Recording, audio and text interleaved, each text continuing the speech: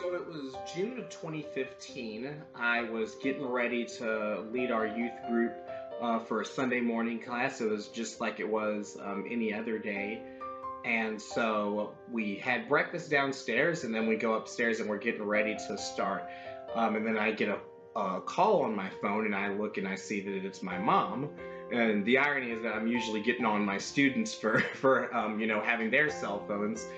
But I saw that it was her, and usually in those situations, I would just kind of ignore it and wait till after I was done, whether I was in class or whether I was at work or whatever. But something just told me, okay, maybe it won't be something that long. So I answered the call, and I just give it kind of just my natural kind of be me self. I just say, "Hey, mom, how's it going?" And then my mom responds, and in a very somber tone, she tells me, "Zach, I need to talk to you." And it wasn't even a second guess. I knew exactly what it was she needed to talk to me about, and it was about my grandpa. My grandpa had been pretty sick, in that he's been pretty ill a lot of times, but this one was really severe, and we weren't really sure how severe it was going to be. But what we were expecting to be maybe a 2 week stay at the hospital ended up becoming a 3 week stay, and that ended up becoming a 1 month stay, and now we're here on maybe 3 to 4 months at this point. And so I immediately knew, okay, it's the fact that she's responding in a very kind of down tone, that lets me know that something's wrong. So she responds and she tells me, "Zach, grandpa, his health has not improved. The doctors have said, they've done everything they can, just like you imagine in all the Hollywood movies. They've done all they can, and they don't think that he's going to be able to make it. So they made the decision that they're going to take him off life support." And in that moment, I just kind of felt numb, because this is the first time in my life I ever had to deal with a significant loved one, that I was really close with passing away. And so I just said, "Okay, I understand. Once we were done with church, I'll call you and we'll kind of get all the details about getting back home and whatnot." And so after that, as I'm getting ready to enter the room where I'm the leader and I have to, lead our small group, I'm really wrestling with all this, like, okay, what do I do now? How do I get through this time, and how do I get through this process? How much grieving is too much grieving? Am I crying enough? Am I being selfish by not going immediately to be with my family? What am I doing? And there's all these things going on. I have my responsibilities as a youth pastor at campus. I'm also an RA, so I have responsibilities there. I have responsibilities here and those things. And at that week of our church, we were also doing our vacation Bible school. So I was already committed to doing some volunteering for that with our youth group. So all these things are going on, and it was the best word that I could use to describe my feeling at that point was just loneliness, because I felt like there were so many other factors going on, so many directions I was being pulled in, and I didn't know which way to go. And it was a time where I literally just had to pray and say, "God, I feel so alone right now. I need your presence to get me through this." And so that week, we get through vacation Bible school. I go back home. I think it was the Thursday, and then the Friday was the funeral. And so I had some time to go and be with my family during that time. One of the things that just amazed me, though, in that process was the amount of people that up until then, I knew that I had a pretty good, solid set of friends, but that was really the time that God used them in a very powerful way. Some people I hadn't even heard of from years, but knew my grandpa and knew how much we were grieving. They would reach out to me and tell me things like, "We're praying for you, we love you, we care about you guys." And it's just very different when you hear that in a time when you need it the most. It's just very different. It hits differently when somebody tells you, "I care for you," when you've just lost someone. And that time in that process, that was God really reminding me that even in the midst of all this, his presence was still there. God was never going to leave my side. And he had to use some really good, solid, godly friends to help me see that and understand that. So fast forward from that, a couple of months later, one of the other guys on campus that I was really good friends with, his mom passed away. And it was like in that moment, it was the light bulb moment that went off. That, yeah, it was rough to go through my grandpa's death, But the reason that that happened is because now I understand what it's like to lose a loved one, but I also understand what it's like to lose a loved one and know where he's going. And because death is such a natural part of life, every one of us will have somebody that we that we're close to that will end up losing. And so I know now those questions. I know those feelings. I know all of the process that people go through in that because I had to go through it myself. And so when my friend lost his mother, it was it went beyond the realm of empathy. Empathy is just me just saying, man, I wish I could put myself in your shoes. I didn't have to do that. I knew what his shoes felt like.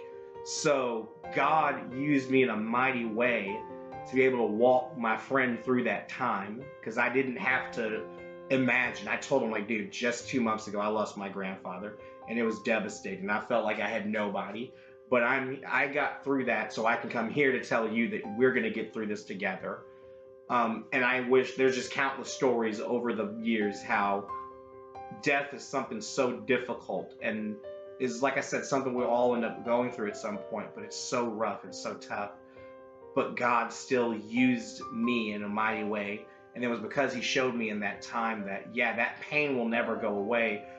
But instead of using that pain to become bitter and using that pain to become sour towards him, that pain gets transformed into an amazing way that I can now connect with people.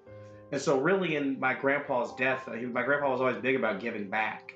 And so, it's no other way that I could think of to honor his memory than to use those opportunities to really connect with people and help them see that God is still by their side, even in the midst of something like death. So when I think of really powerful moments, definitely in unlikely circumstances, while it was rough to lose my grandpa, I definitely saw how even in death, God's presence will never leave you.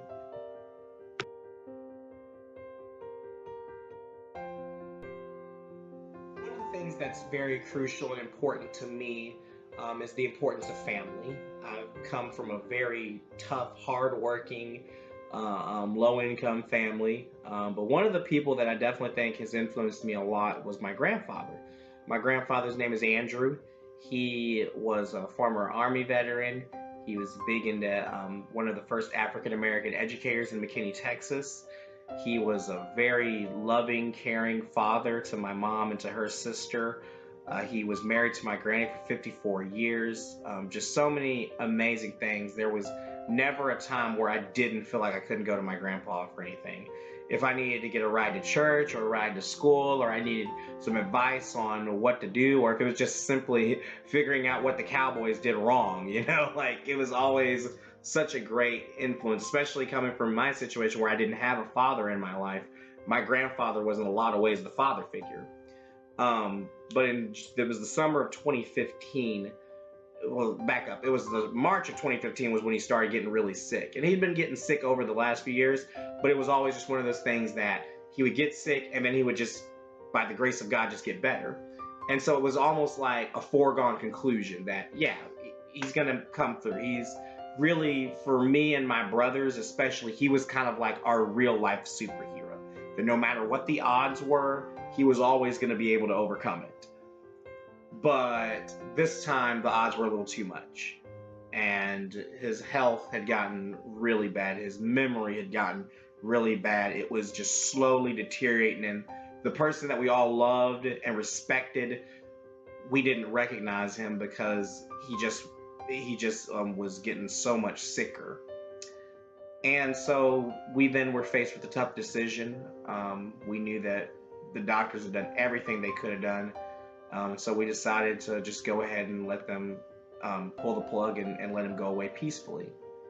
It was a really tough time for me because in my family, I felt like then I kind of, even though I'm the youngest of the boys, which is kind of odd, I'm the youngest of my brothers, but I feel like I'm kind of that rock amongst us the way my grandpa was the rock for our family.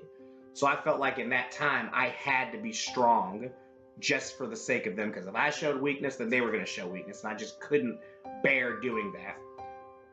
But in the midst of all this, one of the things that got me through that was somebody I met in a trip I took to Namibia a few years back. And we were talking about he had an uncle that was getting ready to pass away, and I felt horrible. I was like, I'm sorry. I hope that, hopefully he makes it through.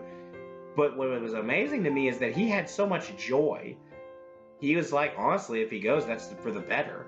And I was confused. I was like, I don't get how you can have so much joy and peace knowing you're about to lose a close relative. And he tells me it's because you Americans, you get it backwards when it comes to this idea of death and life. Like, when a baby is born, everybody's celebrating, everybody's happy.